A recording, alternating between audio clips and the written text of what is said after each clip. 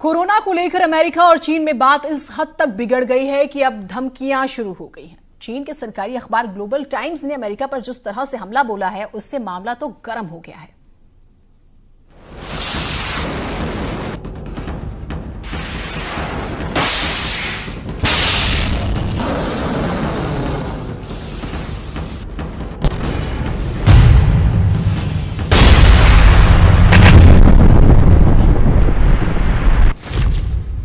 America और चीन में घमासान।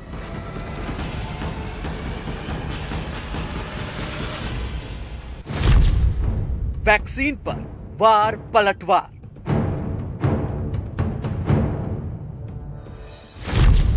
कोरोना काल में चीन और अमेरिका के बीच वर्चस्व की जंग।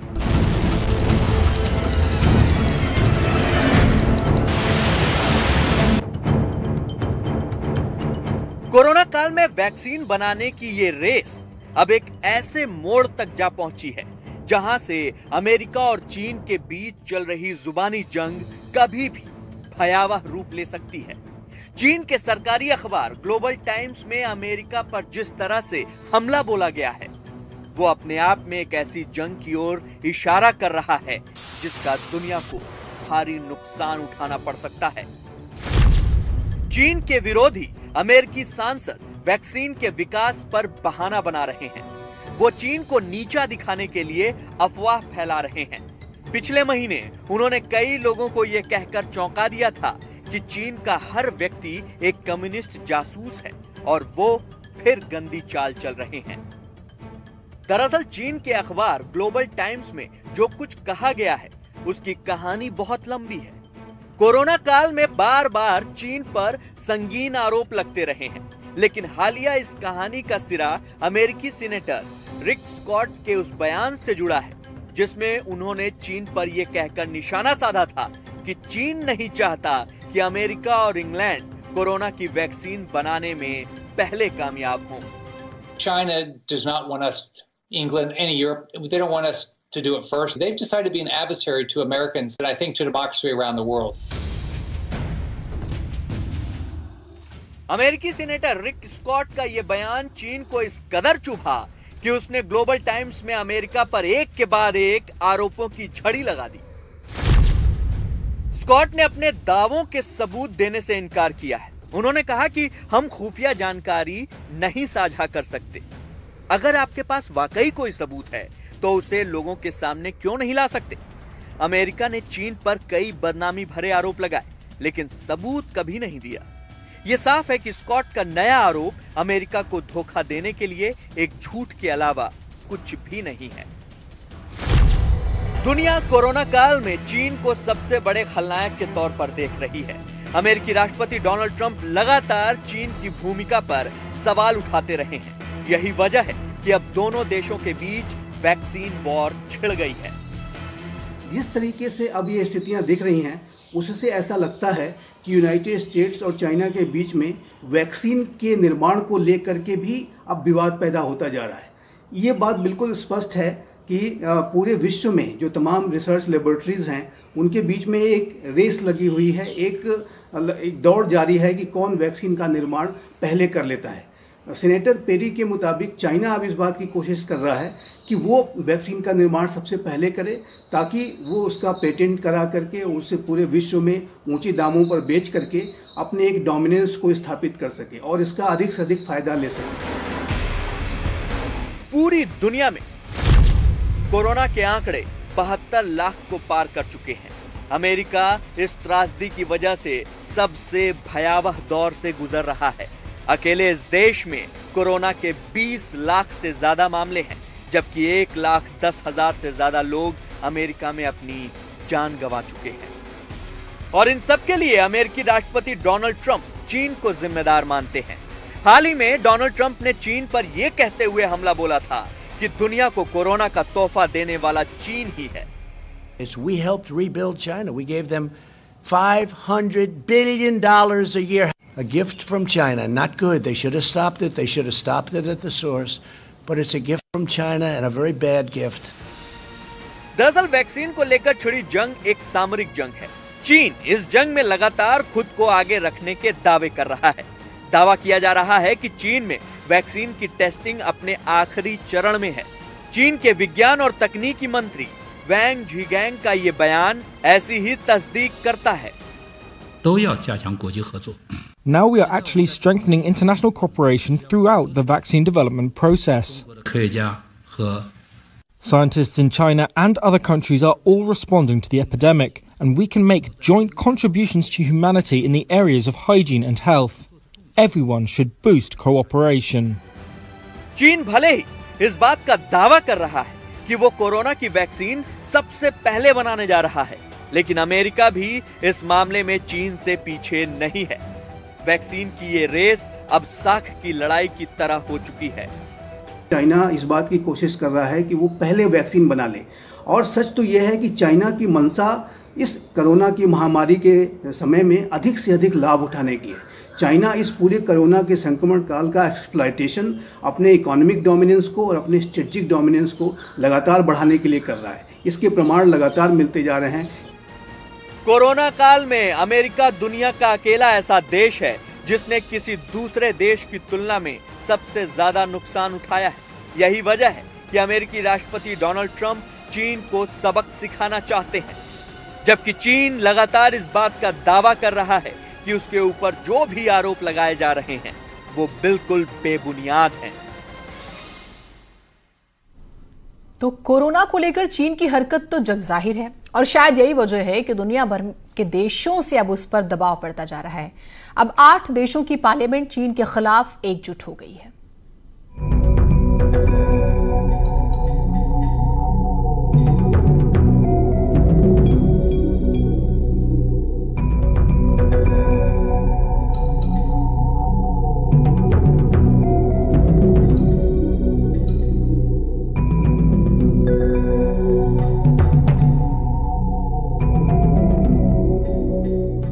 चीन की नीयत दुनिया के किसी देश से छिपी नहीं है।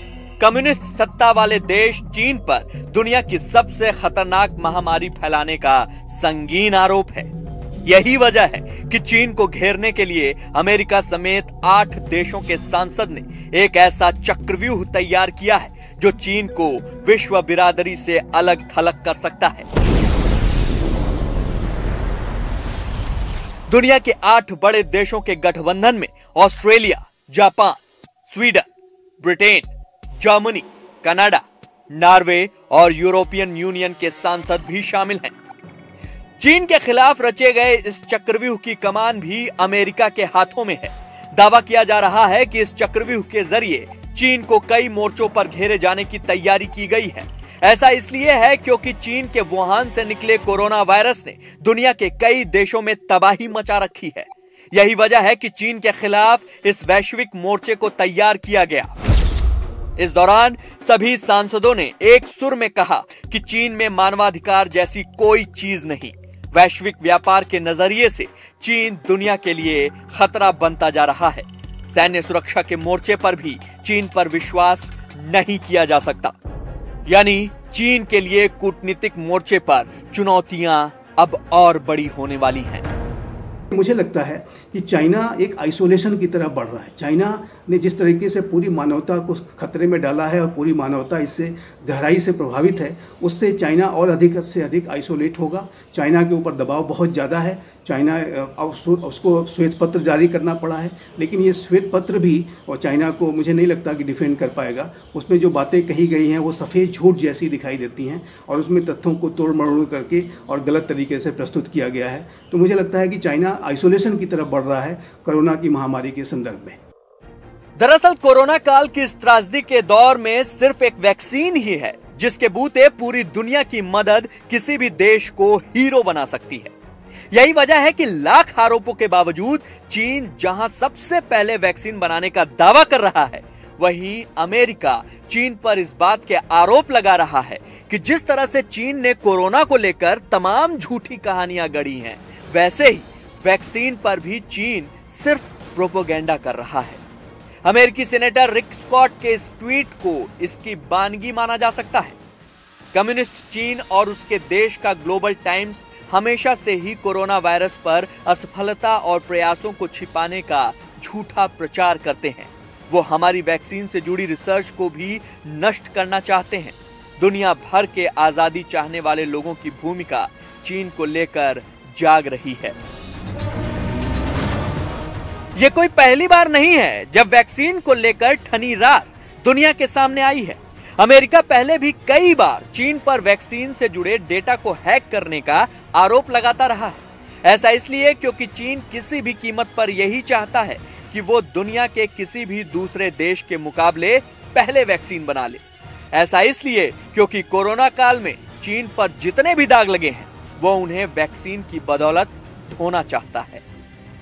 देखिए, चाइना अपने दामन पे लगे दाग को जो धोने की कोशिश कर रहा है, मुझे नहीं लगता कि चाइना इस तरीके के कृत्य करके, इस तरीके की हैकिंग करके, चोरी करके वो अपने दामन पे लगे दाग को धो पाएगा। चाइना सच तो यह है कि इस तरीके के कृत्य करके अपने दामन पे लगे जो दाग हैं उसको और गहरा करेगा। चीन और अमेरिका के बीच पहले ही ट्रेड वॉर छिड़ा हुआ है। 16 जून से अमेरिका चीन आने जाने वाली उड़ानों पर भी रोक लगा रहा है। यही वजह है कि कूटनीतिक तौर पर दुनिया से घिर चुके चीन के लिए मुसीबतें बढ़ती ही जा रही हैं। देखिए, यूनाइटेड स्टेट्स और चाइना के बीच में जो ट्रेड वॉर है वो पहले से ही चल रहा था।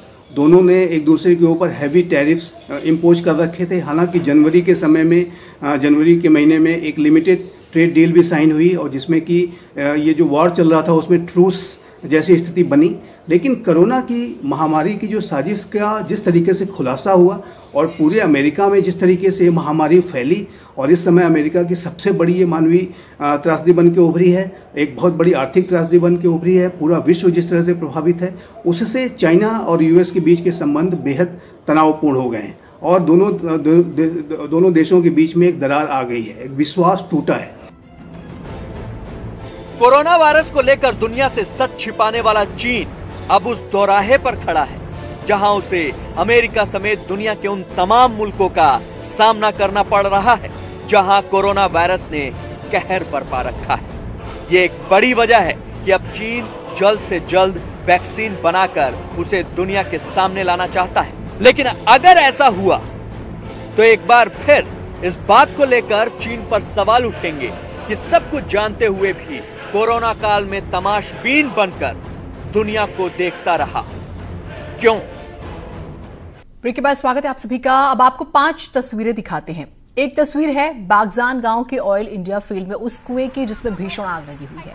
कई किलोमीटर दूर से आग की लपटें दिखाई दे रही हैं। एक तस्वीर कल की है जब कुएं में धमाके की वजह से आग लगी थी। एक तस्वीर में एनडीआरएफ के जवान आग की वजह से मारे गए लोगों के शव लेते जाते दिखाई दे रहे हैं। कुएं में आग की वजह से उठता धुआं कई किलोमीटर दूर से नजर आ रहा है।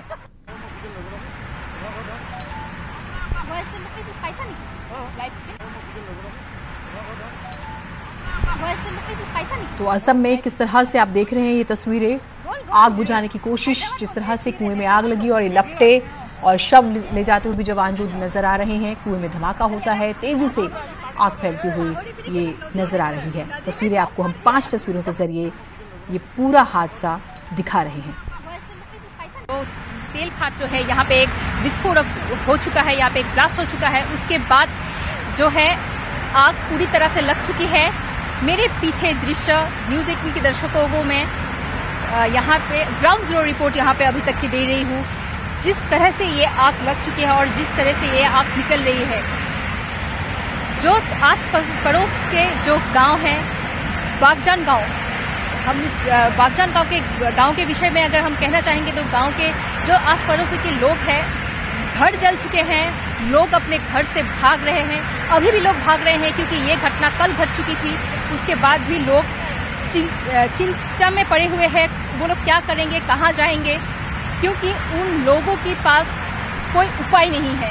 जाए तो कहाँ जाए। जो लोग शिविरों में हैं उनके ऊपर भी बहुत कठिनाई की सामना करने पड़ रही है क्योंकि उन लोगों की जो घर जल चुके हैं, करीब 17 से ऊपर घर जल चुके हैं अभी तक, और जो घर के अंदर जो सामग्रियां है वो भी जल चुका है। बागजान जो गांववासी हैं, अभी जो सामने शिविर है थोड़ी सी दूर में, वो लोग शिविर में उपस्थित है।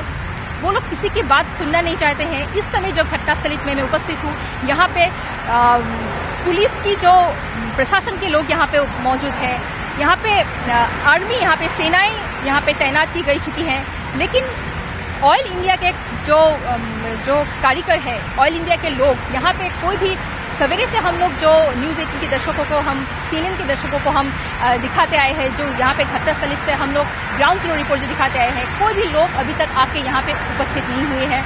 और इस जो घटना जो यहाँ पे हो चुके हैं, जो आग जिस तरह से, आग की जो लहरें जो जिस तरह से गूंज रही है, वो अभी तक किसी भी तरह से कंट्रोल भी किया नहीं जा चुके हैं। और एक बात, सिंगापुर से जो विशेषज्ञ दल 3 लोग अभी आ चुके हैं, लेकिन वो लोग भी अभी असफल रहे। लेकिन सरकार के साथ, जब केंद्रीय सरकार और राज्य सरकार के साथ जो हम लोग की जो तेल ऑयल इंडिया प्रोफेसर की जो बात हुई थी, उन लोगों ने हम लोग को, जो बागजान की जो वासी है, उन लोगों को एक आश्वासन दिया हुआ था कि चिंता करने की जरूरत नहीं है। वो लोग जो सारे जो सुविधा है उन लोगों को दिया जाएगा। जिन लोगों का घर जल चुका है, जो वो लोग फसल करते थे, फसल भी जल चुके हैं उन लोगों की पूरी सी पूरी सुविधाएं उन लोगों को दी जाएगी। चिंता करने की जरूरत नहीं है। ये गवर्नमेंट की तरफ से ये एक आश्वासन आए हैं। तो आश्वासन भले ही आ रहा है, लेकिन 15 दिन से जो है गैस का रिसाव हो रहा था, कुछ लापरवाहियों का भी जिक्र है। इस बुलेटिन में इतना ही। नमस्कार।